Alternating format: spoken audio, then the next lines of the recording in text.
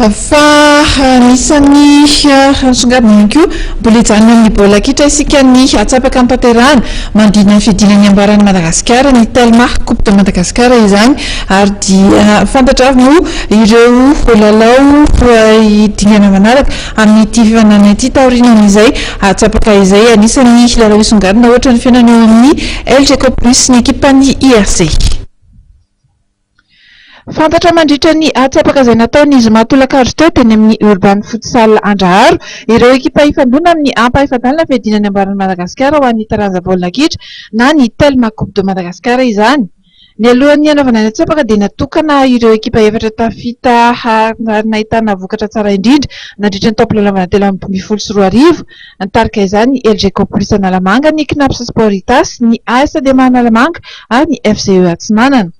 Nanamarika ireo ny atsapaka natao ny fifandonan'ireo ekipa efatra avy eto Analamanga. Antomasina dia eo na ny ekipan'ny LG Plus ny IFC, toraka izany ihany koa dia ifanitsana any Mahajanga ny AS Adema sy ny Mama FC.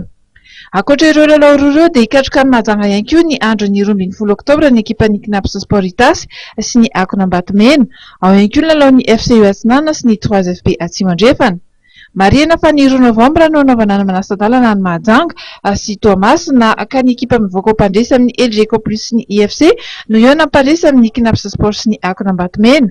Izay tafavoaka amin'ny AS Adema sy ny Mama FC kosa no hikatroka amin'ny mpandresy eo amin'ny FCE sy ny 3FB.